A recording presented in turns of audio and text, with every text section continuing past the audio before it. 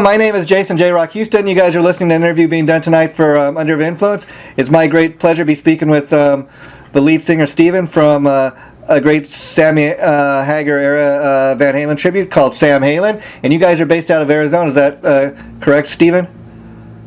Yeah, Jason. We're based in the Phoenix area, and we've done gigs out of state before, but this is basically where our home base is for the time being. And let me ask if we could start the interview off with you kind of sharing with us how you first became a Van Halen fan. How far back do you want me to go? Well, I mean, obviously, you're a Sammy Hagar fan, so I was curious. Were you introduced in Sammy's music like a lot of people through his solo material first, or did you first become aware of Sammy once he was in Van Halen?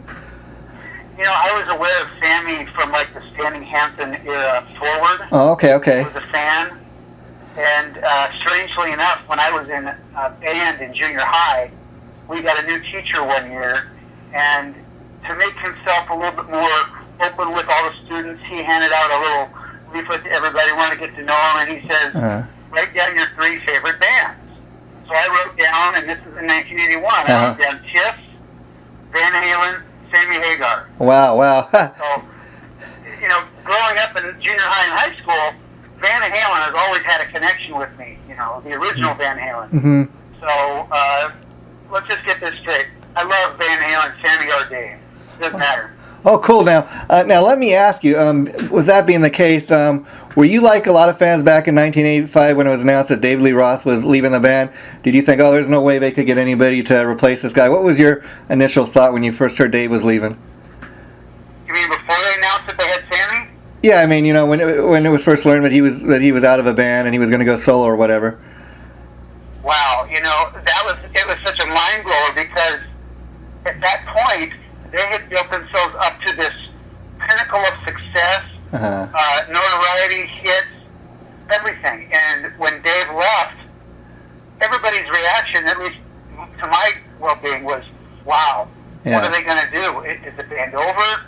Are they going to get somebody that can sing like him? Nobody kind of really knew what was going to happen, but it was, at the time, it seemed pretty devastating. It seemed like they were on their way down. Yeah, and an amazing thing is, the planets just seem to align, where they may, and I think it's great they got Sammy. He was obviously the right guy for the band. They had 4 #1 albums with him, obviously, and they went on to bigger and better success. And as great of a frontman as David Lee Roth is, Sammy kind of took them in a new direction. Some of the stuff was a little more commercial, but then they were better written tunes, kind of in my opinion, because a lot of the lyrics made more sense, if you will. But I think I'm a fan of both, like you said, what both Dave and Sammy bring to the band. So kind of I guess the next logical question was, when you put together Sam Halen, why did you make a point of, okay, we're just going to do the Sammy era? Well, honestly, if you're connected at all with the tribute scene and you kind of look around nationally, there are so many tributes out there to David Lee Roth's era. That's cool because, that was historical. Growing up, they were huge. They were the classic American boogie rock and roll, alcohol-fueled rock and roll band. So they made a humongous impact with Dave, from, as far as recorded history, from like 78 to like 84. Back then, it was a long time. If you think about it, that's kind of like the distance of like the Doors or maybe Jimi Hendrix or something. It's a small scope of time in a period that they made tremendous impact. Yeah, and even if you look, at those 4 albums, like I said, that they did with Sammy, they all went to #1. So he's definitely made his mark, with the band, and left his imprint, so to speak. And I think you're right, Stephen. You're very smart in your ability to see that, because a great thing about a band like Sam Halen is, while Van Halen themselves are still out there touring, they themselves are not performing any of the Sammy era material. In fact, they're doing their best to distance themselves from it. So I think it's great that you guys are out there playing these tunes. Well, thanks. And as we record this, there's obviously been that controversy the last week since Eddie Van Halen did that interview. It's really got a lot of people in an uproar because a lot of people love Van Halen, whether it's Dave or Sammy era or who love both. I love both eras of the bands for different reasons. Yeah. You know, it's like when Sammy came in, the band changed musically and different aspects of songwriting and all sorts of things. But to me, I look at them as both great. I just like them for different reasons. Yeah, and if you look at if you look at the fact that too, you know, he plays guitar, so that brings, you know, another element into it. and when they announced that Sammy was coming in, you know, he was just off of his VOA tour, and he was starting to break on his own bigger with I Can't Drive 55, and he had the VOA video. So I was, you know, I guess maybe I was expecting something different than what came out of it, because I'm thinking, wow, there's going to be a 2-guitar lineup, maybe they'll be heavier, maybe they'll do dual harmony leads. Who knows what's going to happen? Yeah. So when they came out with the 5150 and moved forward, it wasn't what I expected. But it's like, well, this is really cool. It's just different. That's all. Yeah, and you know, the thing I'll say about the little bit of controversy about his Billboard interview is, you know, I don't understand. I mean, you know, you're out there with Dave. You got a new live album out there. Let's promote that. Why even need to like, you know, badmouth everybody? I mean, Michael Anthony, from what I understand, is one of the nicest guys. I mean, he doesn't badmouth anybody. So, you know, why do you have to try to make out you're a better background singer than him? Why do you have to? I mean, he obviously can play bass. Otherwise, I don't think, you know, Eddie's telling him how to play bass when, you know, they perform in Chickenfoot and that. So, you know, he even said some trashy remark about Gary Sharon. You know, so I don't know why even need to trash all these guys when you could just be out there promoting your live album, you know?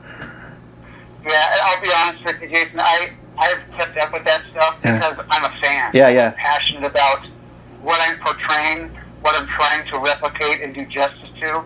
And come on, I grew up with this stuff.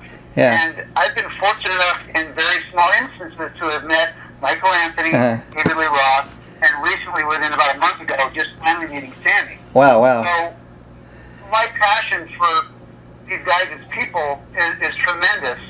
Also from a level of respect and musicianship, performance, singing, songwriting, lyricism, all sorts of things. That being said, you know, it's very sad to see a bunch of guys who are now in their 60s thinking over stuff when it's like, you know what, if you're not going to play together in this lineup, whatever, that's cool because you gave us a lot of hits, a lot of great music, and a lot of great memories. Yeah, and you know, it's all like come out of the sandbox and just, you know, if you want to not talk to each other, that's cool, but it doesn't make sense to be dissing each other at this point, does it? No, and the thing to me about it is, you know, as great of a guitar player as Eddie is, like I read an interview like that, and I think, you know, man, what a jerk, you know, as talented as you are and everything, but, you know, and he actually is the one that looks bad, because even since they got back to Dave, you know, I think Dave himself has kind of grown up over years. I mean, Eddie's the only one out there bad-mouthing anybody, and the fact that, I can't say I don't respect Sammy for his little video thing he did, because, you know, he's defending Michael Anthony, and he to me, Sammy at least is speaking the truth, you know. When you hear something about, Michael Anthony can't play bass, I taught him everything he knows, I showed him how to play bass with a video camera, I mean, that's, you know, that's all questionable. It almost makes you wonder, you know, is the guy falling off the wagon, is he back to drinking, but, you know, whatever the case may be. You know, it's really strange, and we could go on this subject for another 2 hours, for sure. It's just like, I have to scratch my head and wonder about all the stuff that's happened in the last couple of weeks of what's going on. There's a lot of resentment and bitterness for whatever reason that seems to be coming from the Van Halen camp. I don't understand why, because, let's face it, they're playing to more people per night than Sammy is. Yeah. But you know what? Sammy doesn't care. Sammy's like, hey, I'm having fun, I'm playing with my friends, I've got my fans. And he could honestly buy and sell those guys. He's got more money than all those guys put together. Yeah. But it's not really about who's playing more people, who's got more money. That ain't it. It's about being happy and having fun, playing live music, and just living it, man. Yeah, and the last thing I'm going to say about that Billboard interview is, you know, I kind of had to chuckle when, you know, Eddie makes a comment that, you know, David Lee Roth does not want to be my friend. Well, why would anybody want to be your friend when, you know, you're trashing everybody? You know, I mean, I think maybe there's a reason Dave moved all the way to Japan. Maybe he wanted to distance himself from these guys, but again, you know, I mean, what do any of us know? We're just fans. We only know what we read in the press, so to speak. Yeah, I mean, we've got limited information from what's being spewed to us, and you know, who knows the tone of what Eddie was saying. I mean, it didn't come off as real positive, and it came off as like, you know, there's a lot of people saying a lot of negative things about him. So maybe when he said it verbally, his tone might have been different. You know, words can be said context. Yeah.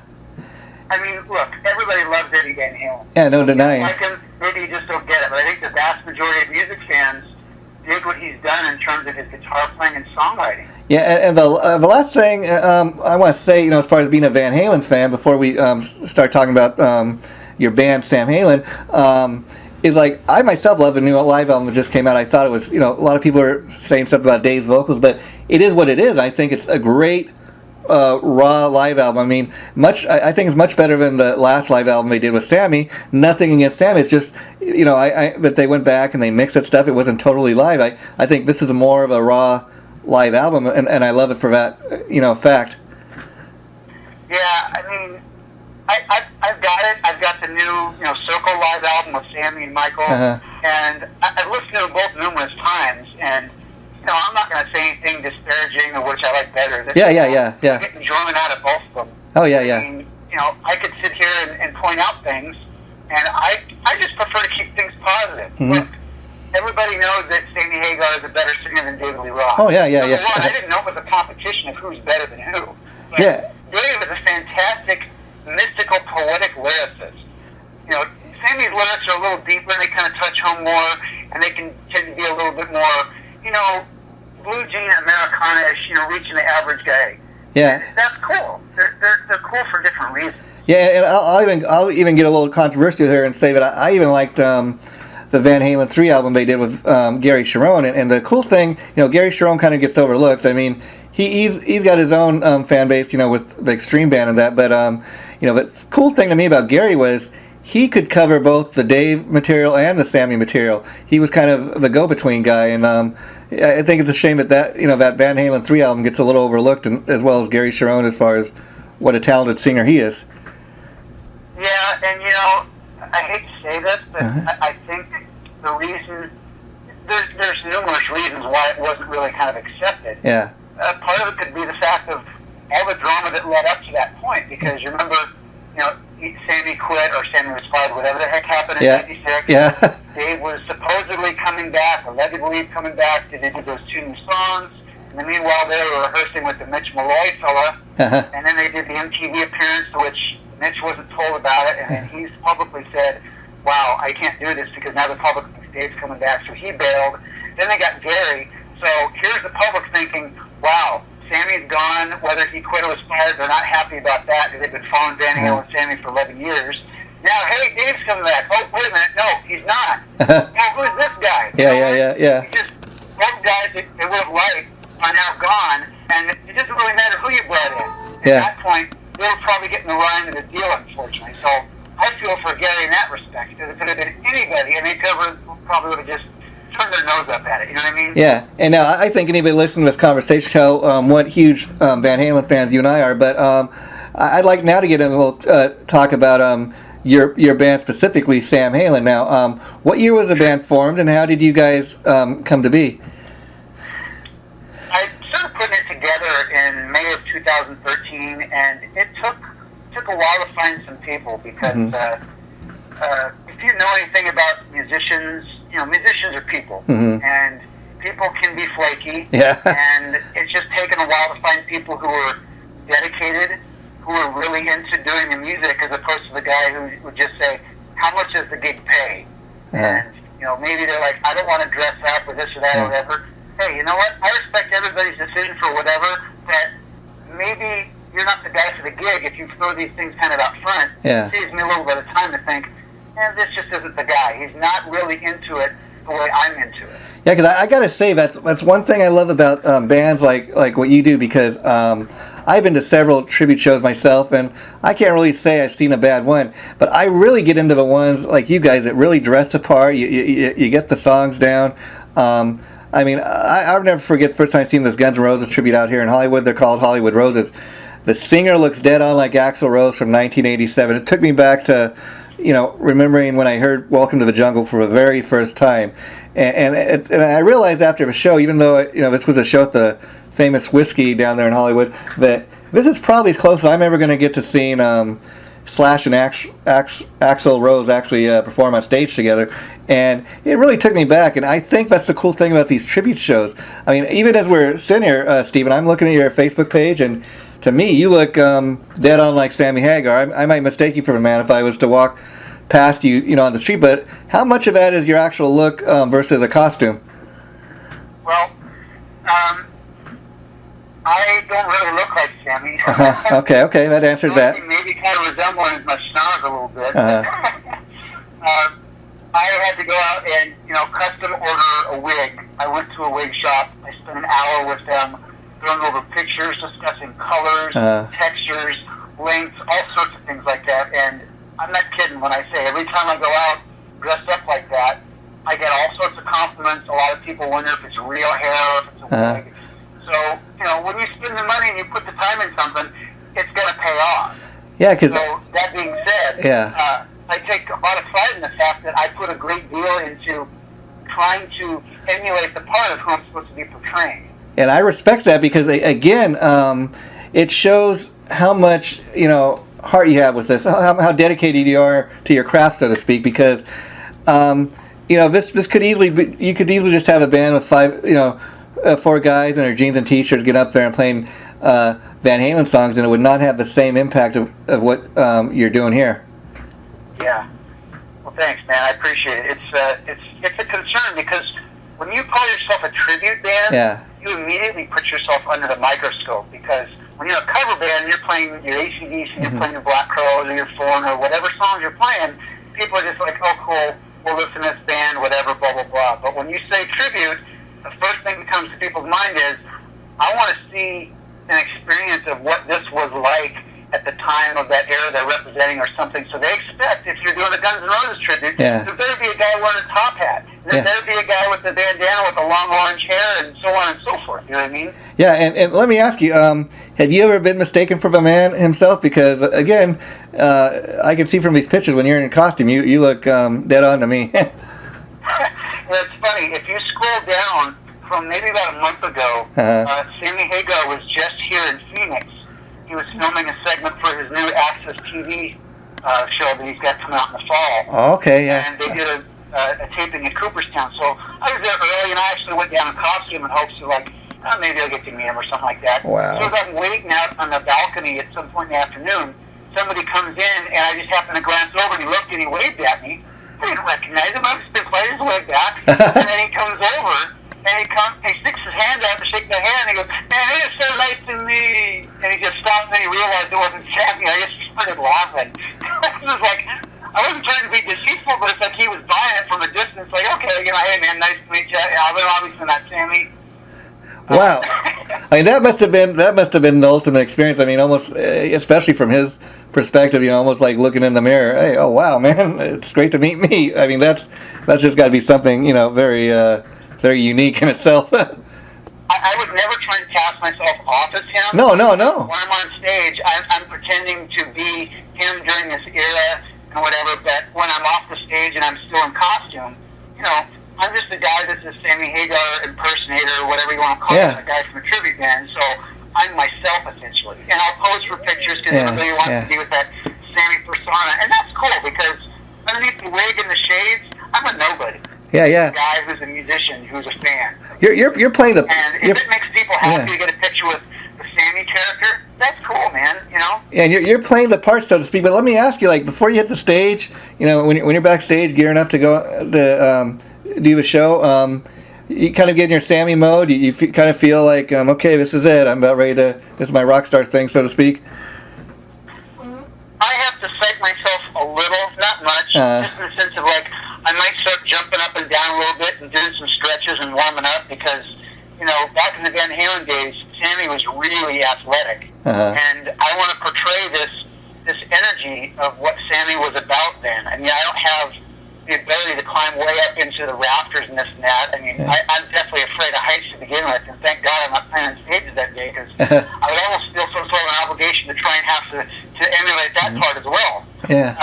But I get psyched up in the sense of when I'm looking in the mirror and I'm putting on the wig and I'm gluing on the chin beard and I put on the shades and everything, it's like this little transformation thing coming together. Yeah. And I'm doing my stretches and everything, and I start to feel like, okay, it's showtime. I don't think I'm Sammy. Yeah, I hear you. You're kind of getting in that mode, so to speak. Like you said, psyching yourself up before you get on stage. But now let me ask you, when you first were putting the band together, like I imagine like a lot of people, you've done your own original music through the years. So did you have any reservations at all about doing the tribute thing? When I first started it? Yeah, a lot of people. For example, I got to tell you, part of the reason I got into interviewing guys like you that are playing tribute bands is, like I said, I've been to a lot of these shows. I really enjoy them. But then on the flip side, there are people out there that they don't realize all the hard work and dedication that goes into putting a show on like what you do. And a lot of people are under the impression, guys that play in tribute bands, they're failed musicians that couldn't make it doing their own original thing. And like as I sit here and talk to you, I can tell you that I know that's not the case. I've talked to several of these guys that play in these bands, but people have that, impression. So I was curious, as a guy that probably did his own original thing, did you have any reservations about doing a tribute band? I didn't have any reservations. It never crossed my mind until about 2 years ago. Uh-huh. And I was pretty depressed as of a cover band that I had. And I just went to a bar one night, and there was 2 tribute bands that were playing. Uh-huh. And normally, having a lot of musician friends, someone would say, hey, my band's coming to play this bar, come check us out, whatever, and I'll get an invite or whatever, or my buddy's band, whatever. Yeah. And I went to this gig not knowing anybody in either band, just because there was a Rush tribute playing, and I love Rush. Yeah. And there was a Tom Petty tribute. I'm like, Tom Petty's cool. I'm not ecstatic about it, but it's got a lot of great songs. Yeah, yeah. So I went to this bar, and keep in mind, I've been playing in this cover band that I'd started for the last few years. Wow. And, a lot of shows have like 20, 30, 40 people a night, and they don't pay a cover to get in. And a lot of people kind of leave around the midnight hour, and you still got to play another set or so. And it kind of wears on you, at least me, for the amount of time and effort and energy I put into a show and for prepping for a gig and everything. And I finally kind of sort of drew a line in the sand and decided I probably shouldn't do this anymore if I can't keep up with this, psychologically. And so when I went to see the show, it just hit me like a ton of bricks when I'm watching the guy, because he physically resembled Tom Petty a lot. Wow. And he dressed like him to the hilt, and all the people in the band, they were dressed of the vibe of like that Petty Breakers kind of vibe, but I'm a musician. I couldn't name 2 of the Heartbreakers if you put a gun in my head. Yeah, but maybe one for sure. Yeah, but then again, how many of us can we not? We can't deny that we've heard. How many Tom Petty songs do you hear a day on the radio? Those are just tunes that everybody knows. No matter if you're just a casual fan or a diehard Tom Petty fan. We've all heard. How many times you heard one of his songs on the radio? Yeah, but the Tom Petty tribute sparked the idea for me because I just did a quick recollection in my mind. Like, wait a minute. The last 10 years, I've been in 4 different cover bands, and in every band I've been in, I'm singing Sammy solo, I'm singing Montrose, or Sammy Era Van Halen. And whenever I sing those tunes, I get a lot of compliments. Why, you sound like him, you would hit the notes, this and that, whatever. And I just thought, maybe I should do a Sammy tribute. It just hit me like a ton of bricks. So I found this newfound passion for wanting to do something that I could put all my energy and time into. And no matter how long it took to find the right people who really believed in giving this music the effort and tribute it deserves, that's what I set out to do. Wow! I think you're onto something here, because like you pointing out, every other Van Halen tributes typically to the Dave era, and I think it's great to have an act like this because it actually gives you guys a little niche above the so-called competition out there. So you definitely have something special to offer people coming to your show. I think so, and there are so many hits in the catalog just from when Sammy was in Van Halen. Yeah. I mean, because you mentioned all the platinum records and everything. Yeah. They had so many singles and hits and videos of all the songs. And it's not a comparison of Sam against Dave. It's like, look, Van Halen had a whole lot of hits with Dave. They also had a whole lot of hits with Sammy. Yeah, I mean, Van Halen is playing them, and when you see Sammy will play like a handful. He'll play anywhere from 4 to 6, depending on whether it's the circle or whether it's the Wobbly or whatever. But that era of Van Halen playing 3/4 of the show a night with all the Sammy hits is gone. Yeah. And in my mind, I would like to replicate something of that era because it's not there anymore. It's like if you see a Doors tribute or a Zeppelin tribute, it's great because there isn't a Doors or a Zeppelin anymore. Yeah, and the great thing about, I mean, I got to tell you, like I said, I was one of those guys that when it first was announced that Dave was leaving Van Halen, I was like, no way this band's going to be able to replace this guy. But I can't deny too that when I heard Why Can't This Be Love, when that was released as a single on the radio, I couldn't deny it. Oh man, wow, I can't believe it. Wow, they've really got the guy. Man, this stuff is good as anything they've put out before, and I became an instant fan. I mean, if you play anything like 5150, that's the ultimate, I think, album. That was his introduction into the band, and just it's the album itself is still relevant today. I mean, it has stood the test of time all these years later. And as much as I love that stuff when it initially was coming out, I dug it, but it took a little bit of psychological adjustment. Yeah, I hear you. Van Halen represented this masculine testosterone, boogie bar, alcohol-fueled entity that was Van Halen up to this point. Yeah. And they kind of changed a little in 1984 with the aisle weight and the keyboards that jump and so forth. So it wasn't a complete shock when they went in that direction, but it was like, okay, this is cool. I can hang with this, and I kind of like it was something that I kind of grew. I didn't immediately grasp onto it and was ecstatic over it. I was like, I'm gonna judge it on its own merits as it goes forward and everything. Yeah. And it just, to me, it's like, wow, they just keep writing all these great songs. They're still existing as a viable entity and selling out shows and tons of records. So it's like, okay, this is cool. It's different, but it's cool. Yeah, and I'll tell you a little secret that a lot of people may not know about the song "I'll Wait" that you brought up. That was one of course, the first keyboard tunes, and what a lot of people may not know, that it's co-written by Michael McDonald, who's the lead singer and piano player from the Doobie Brothers. Wait, say that again. What is this with I'll Wait. Michael McDonald? I missed that part. Michael McDonald, he's the lead singer from the Doobie Brothers. Right. He actually co-wrote that song with them. I've read in many interviews over the years, but he's not really credited with it. But he gave a recent interview talking about that, and he went down and wrote the lyrics with Dave, and so I thought that's kind of interesting. Okay, that kind of makes sense. That it has kind of that feel, like a Doobie Brothers feel. I've never heard that before, and I know when they were going to do the two new songs for the best of '96, the Me Wise Magic and Can't Get This Stuff No More, they brought in a songwriter. I think it was Russ Ballard. Yeah. To write it, and Dave just flat out refused. And I get it, because Dave has no problem writing lyrics. It's a little out there, but it's entertaining. Yeah. It makes sense, and then it's kind of a little obtruse. It's poetic. The thing about "I'll Wait," I listen to the lyrics, it's like, it doesn't sound very Dave-ish lyrical-wise, and maybe because he's written some other stuff that's a little bit more straightforward and less poignant and mythical. Yeah. And I had no clue about Michael McDonald being involved with Van Halen ever. The closest thing I could think is, I know that Eddie Van Halen is personal friends with Steve Lukather, the guitarist from Toto. Oh, okay. But yeah, that's something that I've heard over the years, and I couldn't give you a reference point, but a couple months back, I was reading something when I was on Facebook. There's an article, might have even been on the Van Halen news desk, about Michael McDonald talking about writing that song with Dave. So that's kind of an interesting tidbit there that maybe you can check out later. But I've definitely heard that over the years.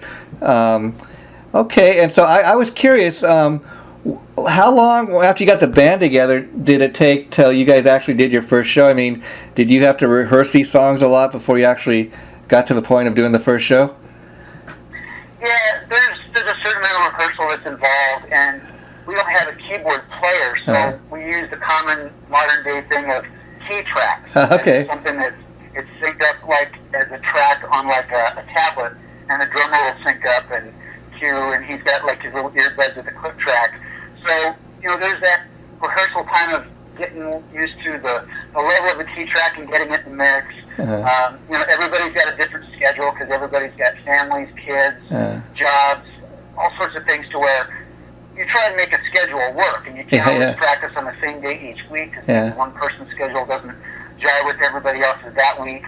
But yeah, it's time to sit there and get this down, make sure it's tight, make sure it sounds good, working on harmonies.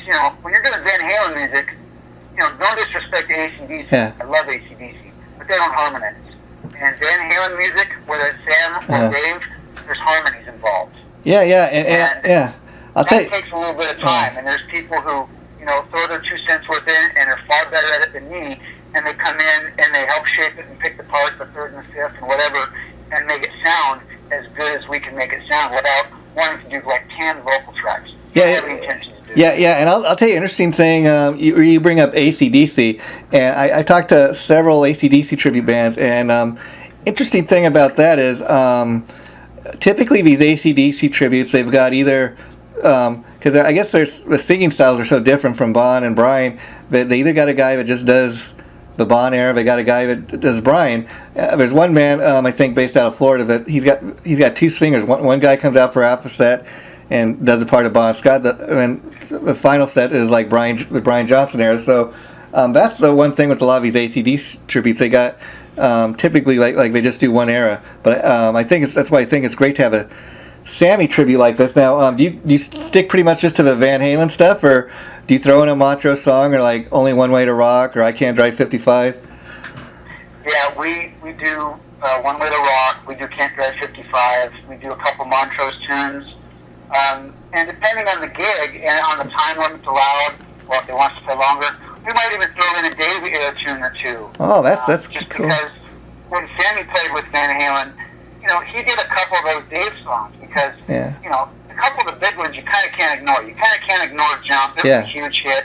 I mean, it's still on the radio 30-some years later. Are you kidding me? That has seems like this long-standing power or this resurgence, kind of like, Don't Stop Believing. Mm-hmm. It's like, it's on the radio as much now as it was back then, if not more. Yeah, now let me ask you, Stephen, as a Van Halen fan, what do you think about the recent albums that they've remastered? Have you had a chance to check any of that out? I purchased the remasters that they did several years ago of the original 6 albums. Uh-huh. And now that there's the brand new remasters that are out, I've already bought the remasters once. Yeah. And I'm very content with those. I'd be interested to hear them, but I just don't have any plans to purchase them. Yeah, I think I hate to say, I think it's a way to obviously make cash, because I think ultimately when they remaster the first 6 albums again, that there's going to be a box set or something, I've heard. So, that'd be kind of a cool thing. But, again, like you said, people have these albums already. What's the need to, go get them again? And, most people, especially if you're not like an audiophile, they're not going to be able to tell the difference anyway, unless you really put up like a couple players side by side, kind of ran through the same unit and changed the channels of the speakers to where you could compare them side by side. And even then, the nuances might be so subtle, a lot of people just would never get it. Wow. And so let me ask you, I'm going back to when you met Sammy. Obviously, you look like him, and he sees that. But did you have a chance to tell him that, hey, I'm in a Sammy tribute? You think he'll ever come down and check you out if he gets the chance? I'd be surprised if he ever had the time to come down. Yeah. Honestly, when I did meet him, it was kind of sort of planned in the sense that I dressed up like him in hopes of maybe getting his attention. Yeah. My 10-year-old son with me, and he'd been posting a couple clips on YouTube, on Facebook rather, leading up to this event that Sammy was going to be doing. So my 10-year-old was really kind of hoping to get to meet him. Wow. So when we went down there, they had some security out, and they kind of held people back about 10 or 15 feet while he was filming a segment in front of Cooperstown for the show. Wow. And we're standing there waiting. I'm standing there dressed up in costume. At some point, they took a break or something, and Sammy turned around and he saw me, and he just laughed and he slapped his hands together. He comes over towards me and he high fives me. He hugs me, and I'm just like, oh my God, this is so cool. Yeah. Next thing you know, his wife Carrie pulls out her cell phone and says, Sammy, let's get a picture with him. She takes a picture on her cell phone. The next instant, the director of Access TV says, hey, let's use him in the promo. Well, how... So roll the cameras, and Sammy throws his arm around me, and you can see a picture on the Sammy Halen Facebook page. There's a couple of shots that somebody took. Sammy throws his arm around me, and he says, hey, this is Sammy Hagar, the Red Rocker. I'm here with my stunt double. We're here filming a segment for my new show on Access TV, blah, blah, blah, blah, blah. And the whole time this is going on, I'm kind of like, oh my God, is this really happening? Sammy Hagar's got me on camera with him for his promo. And like, it was unreal. And they finished it, and they said, okay, let's do another one for, I don't remember if it was Comcast or for the other channel. Yeah. We filmed the second one. I think at the end of the second one, I said, yeah, baby. Well, I think it was such a fast little moment. And how cool is I remember everything that happened. How cool an experience, not just... When that moment happened, I pretty much kind of said thanks and hugged him, and I walked back, and I did some other stuff. So I didn't get that opportunity. Well, how cool of an experience. After they played their a little set, and a friend of mine named Michael Nitro, he actually had played a set. He was asked to play a set of his originals, and in the middle of his set, Sammy Hagar comes wandering out. At the end of the song, after they give him a big introduction, he walks out in the middle of Michael Nitro's set, picks up a guitar, starts looking and seeing what chords they're playing, and starts playing and then soloing over an original song he's never heard. Wow. So then they play I Can't Go to 55, Alice Cooper comes out, they do 18 and School's Out, show's over. That's it. Wow. I have a friend who got me backstage, the wife of the promoter who's a friend of mine, and she was able to get it to where we could meet Sammy real quick and get a photo op with him. And then my 10-year-old pulled out a Sam Halen T-shirt to give to him. He gave him a business card. My little kid is just such a little salesman. It was just cracking me up. And he was giving it to Sammy, and he signed a couple records for my son. And we shook hands and hugged, and he was out the door. That was it. Wow, how cool is that? How cool is that, though? I mean, not a good opportunity to really say anything. So. Yeah, I mean, how cool is that? Not just to meet your hero, but he turned out to be such a nice guy. I mean, you could have gone so the other way and said, "Oh man, what a jerk," you know. But it's so nice when you get a opportunity like that to meet somebody, and they end up being a really nice person. You know, all I've heard from people is he's just the greatest, nicest, coolest, laid-back guy. And for a guy who's achieved as much fame and wealth and notoriety as he has, I couldn't have imagined him being any nicer. I mean, he didn't have to hug me. No. He didn't have to high-five me. He didn't even have to acknowledge me. He could have said, "Who is this guy? Get this guy out of here. This is about me." Yeah. And he chose to have me involved. Wow. I mean, how cool is that? Yeah. Now, I was curious, as far as you being a musician, Stephen, how old were you when you first started playing the guitar? I'm not sure. I want to say maybe in my late teens or early 20s. And let's not misconstrue things here. I'm not a guitar player. I play a couple songs in the show. Okay. I'm not a guitarist by any stretch. Okay, that's what I was going to ask, if you've always primarily been a singer, or were you a guitar player first? So you're primarily a singer. I started out as a drummer. Wow. Okay.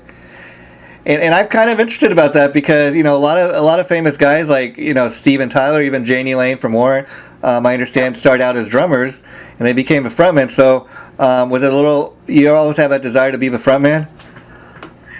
My desire had actually stretched from situations in an original band that I had where guys were coming in, and I don't want to be rude by any means because I'm still friends with these guys. Yeah, I hear you. Years later, they're still in my life. Yeah. They would come to audition or play or whatever, and they'd have like a microphone or a mic and a delay pedal. Yeah. And I had the PA, and I would be one of the guys that would always haul the gear and this and that, and they would be like, the singer. And I'd show up, and then I'd leave, and I'd get some girls, and I'd have to haul the gear and this and that. And I kind of said, I could do this. I could do it just as good of a job, and I'm a team player. Yeah. Well, so it's just one of those things to where, aside from doing a lot of things in the band, I started to feel a passion for it. Yeah, I mean, I hear what you're saying, and it's not so much about you badmouthing anybody else. I mean, I've heard interviews where Dave Mustaine from Megadeth, he was originally a lead guitar player, and he said when he formed Megadeth, he didn't want to be the lead singer. He wanted to get somebody else, but he says, you know what? I can find anybody who could sing my material the way I want it to be sung, and I kind of became the singer I am today, kind of through accident. Yeah, and to be fair, any of these guys that had sang in the band that I was in, the original band, they're probably the first to tell you, Steven's a cool guy, but back then he was kind of a lot to handle and kind of a smart ass and a jerk, and there it was. So everything comes full circle. I've grown up a lot, and the fact that I'm still able to call these guys friends is really cool. Yeah. And so as far as Sam Halen, how often do you guys play out? Do you play out a couple times a month, or just kind of depend when you can get a gig, or? No, it's very selective. Reason being is when you're in a tribute band, the last thing you want to do is make someone tired of you. Yeah. If anything, they should be hungry for when you're going to play. So, with the exception of occasionally going out of town here, I could play every weekend. Yeah. If the gigs were out of town. Yeah. But in the same geographical area, it doesn't make much sense. The cover band is a completely different entity and can kind of get away with that. Yeah. So the gigs are not as often, But for the time being, I'm cool with it because when a gig happens, I'm really psyched for it. Not that it would be any different if I played every weekend, but for right now, I want to take the better gigs. I have to project something that is very positive for what we're doing, and the last thing I want to do is make people sick of this. Yeah, now this may sound like a funny idea, but have you ever thought about the idea of like maybe doing a show like with a Dave Era tribute where they might go on first and then you guys follow them on and do the Sammy Era stuff? That would kind of be a cool little thing, I think. We did one in November with a local tribute, and it was cool. Yeah. Somewhere deep down in the Facebook page, if you scroll back to like November, there's a picture of me and the Dave guy. Yeah. It was fun. It was cool. And but it's kind of a strange thing because some people are cool with that idea, and there's others who aren't. Yeah.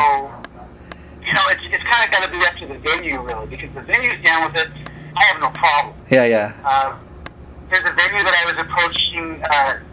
They actually emailed me yesterday, and we were having a dialogue back and forth, and they're not down with the idea of our tribute playing with another Van Halen, which is a rock tribute. Okay. And it's like, okay, well, and I tried to get across them. Well, you realize we're doing, right now, Rock Campus 11, all the stuff that the Van Halen that you got is not doing. Like, no, that's fine, but it's still too close. Okay. Well, it's your gig, whatever you want, man. And I'll play with anybody. Wow. And so, so let me ask you, Stephen, what's your favorite Van Halen album that Sammy's done with the band? Wow. I don't know if I've got a favorite per se. I mean, I really like 5150. Yeah. I really like For Unlawful Carnal Knowledge. And Balance is so underrated. I love that record. The kind of... Only One and Two is really cool. Out of all of them, that might be my least favorite. And that doesn't mean I don't like it. It's like, how do you pick your favorite of the favorites? You know what I mean? I hear you. Yeah, the interesting thing about Balance is, like you said, it's got some really great songs. I mean, I love like Can't Stop Loving You, but it's also a really dark album. You start off with something like Can't Stop Loving You, and then you listen to a track like Don't Tell Me What Love Is. Very, very dark, and you can kind of hear what the band was going through. You always hear the band falling apart through some of that stuff, and it's kind of interesting that it became such a dark album, but it's got some really great written tunes on there. It really does, and I mean, even towards the end of the record, there's like Deja Vu and Feeling. I love those songs. I would probably never play them because there's not enough people who know them. Yeah. There's so many hits that you kind of sort of have to play that people want to hear, but man, those songs are pretty deep and powerful. They're kind of emotional. They're great songs, and they wouldn't fit on other records. So every record's got its purpose. Yeah. I mean, I don't know if I answered your question or not. No, you did. Well, Stephen, I could talk to you all night, but I know you're very busy, so I'd like to end this with thanking you so much for taking time out of your very busy schedule to do this. I really enjoyed talking to you, and please feel free to keep in touch. Anytime you want to do this again, we can do it again. I really enjoyed talking to you. So the interview itself will probably be going up in about a week or two. The minute it does, I'll let you know, and I could send you an MP3 file of the interview we just did if you through my Facebook page if you could send me your email. But other than that, I'd just like to thank you for taking the time to do this. It's really been a pleasure talking to you. Absolutely, Jason. I appreciate the interest. I appreciate your questions and your consideration for the whole thing, man. It was awesome. And then once the interview's up, I just want to say you're more than welcome to post it on any of your websites or let your friends hear it, whatever you want. That's what it's all about here. So thanks so much for taking time to talk to us. I just want to say good night and have a great rest of the evening. You too, man. Thanks so much. Bye-bye.